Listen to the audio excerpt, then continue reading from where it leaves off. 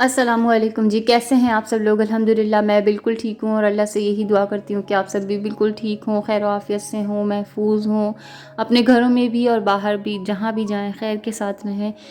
तो जी, बस आप लोग भी सोच रहे होंगे कि अचानक से ये सफ़र कहाँ से शुरू हो गया, ना कोई तैयारी, ना कोई पैकिंग, ना कुछ भी नहीं दिखाया मैंने और बस मेरा सफ़र शुरू हो गया। तो बस मेरे साथ भी कुछ इसी तरह ही हुआ था कि ज़िंदगी के हालात हैं, आप उस पे भरोसा नहीं कर सकते। तो बस लाइफ़ कुछ ऐसे अप डाउन में चल रही थी मेरी, ख़ास तौर से मेरी अपनी ज़ाती कुछ तबीयत ऐसी ख़राब थी कि कुछ भी नहीं हो पा रहा था और जो हो रहा था वो समझ नहीं आ रहा था कि हो क्या रहा है। तो बस हस्बैंड ने डिसाइड किया कि आपको मैं कहीं बाहर ले चलता हूँ, शहर से बाहर। तो मैं जो हूँ वो अपने भाई की तरफ चली गई थी कुछ दिनों के लिए। तो हस्बैंड जो है वो मुझे ड्रॉप करने जा रहे थे और उसके साथ साथ सफ़र में काफ़ी इंजॉय भी किया, लेकिन ये कि तबीयत कुछ इस तरह की थी कि इंजॉय कर भी नहीं पा रहे थे। उसके बाद सफ़र में सखर आया, तो सखर पे हम लोगों ने स्टे किया। हम लोगों ने सोचा कि यहाँ पे जो है वो रुक जाते हैं, पहले खाना वाना खाते हैं और फिर रूम ले लेंगे।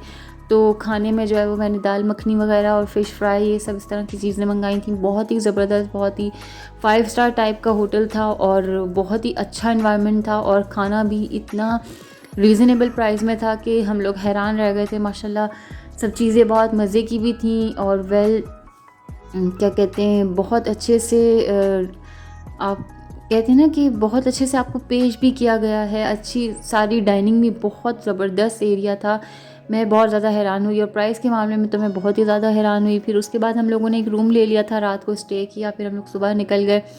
और सख़र के बाद जो था वो सारा सफ़र बहुत ही आसान और ख़ूबसूरत हो गया था, क्योंकि सख़र से पहले पहले जो सिंध, हैदराबाद, कराची का जो एरिया है ये बहुत ही ज़्यादा खड्डों वाला और इस तरह का है। उसके बाद जो है वो डायरेक्ट और एक सीधा रोड आता है, सी पैक वगैरह पता नहीं इस तरह ऐसे क्या बोलते हैं उसको, हस्बैंड लोग यही सब जानते हैं।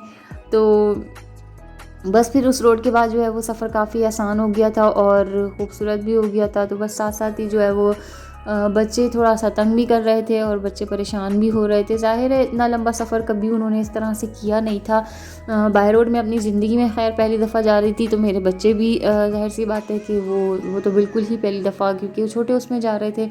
मैं तो इतनी बड़े होके जो है वो बाय रोड पहली दफ़ा गई हूँ। तो काफ़ी इन्जॉय भी किया हम लोगों ने। और अच्छा, मज़े की बात यह है कि जब हम जा रहे थे तो जाने वाले रास्ते का जो एक रेस्ट एरियाज़ आते हैं ना, वो काफ़ी गंदे थे, काफ़ी जो है ना क्या कहते हैं, उसमें अच्छा नहीं लग रहा था हम लोगों को रुकना। वो बहुत ही पठान टाइप का, इस तरह का, पठान खैर बुरा नहीं होता, लेकिन ये कि एक वो मर्दाना मर्दाना सा लुक दे रहे थे सारे रेस्ट एरियाज़। तो वहाँ पे रुकने बैठने का जो है ना बिल्कुल भी अच्छा हिसाब नहीं था। लेकिन जैसे ही हम लोग वापसी आ रहे थे, जब हम लोग वापस आए हैं, तो वहाँ के रेस्ट एरियाज़ वापसी के बहुत अच्छे थे, बहुत ज़बरदस्त, बहुत साफ़ सुथरे और अच्छे अच्छे वहाँ पे रेस्टोरेंट्स टाइप के भी बने हुए थे। तो ये थे वापसी का। तो खैर मैं आप लोगों के साथ ब्लॉग नहीं शेयर कर सकी। तो रोडी से हम लोग जब निकले तो यहाँ के बाद से जो है वो आगे मैं अभी आप लोगों को दिखाऊंगी कि खजूर के दरख्त ही दरख्त थे, इतने सारे, ये सब खजूर के दरख्त थे। शायद आप लोगों को कुछ नज़र आ रहे हो, नहीं नज़र आ रहा हो, लेकिन ये कि ये एक एक दरख्त खजूर का था और इसमें माशाल्लाह इतनी खजूर लदी हुई थी, इतनी ज़्यादा कि कम से कम हम लोगों ने कोई 20-25 मिनट की ड्राइव करी है। तो और ड्राइव भी कितनी लंबी होती है, आप ये अंदाज़ा लगाएं कि गाड़ी की ड्राइव 20-25 मिनट की, बिल्कुल सीधे रोड पे, और उसके साथ साथ बिल्कुल खजूरों के दरख्त इतने चल रहे थे, इतने चल रहे थे कि ना मैं और ना आप कोई गिनती नहीं कर सकता।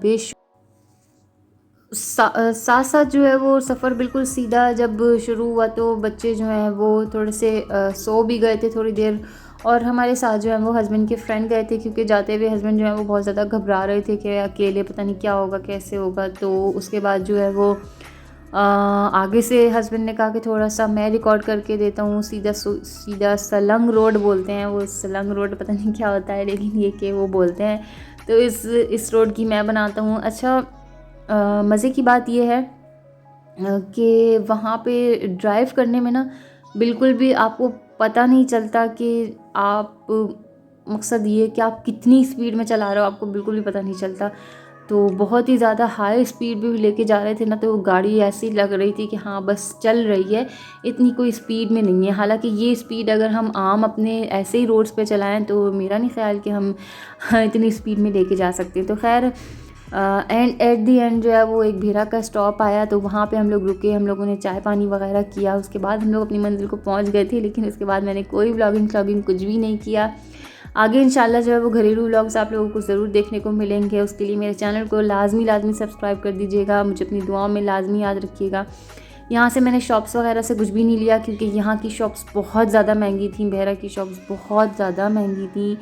इंतहा ये कि यहाँ पे चाय का एक कप भी 180 रुपये का था, तो मैं बहुत ही ज़्यादा हैरान हो गई थी। तो मैंने कहा यहाँ से हमने कुछ नहीं लेना। मैकडॉनल्ड से हम लोगों ने बच्चों के लिए फ़्राइज़ लेने का करा, तो 380 के स्मॉल फ़्राइज़। तो खैर ये सारी बातें तो होती रहेंगी। इजाज़त दीजिए, अल्लाह हाफ़िज़।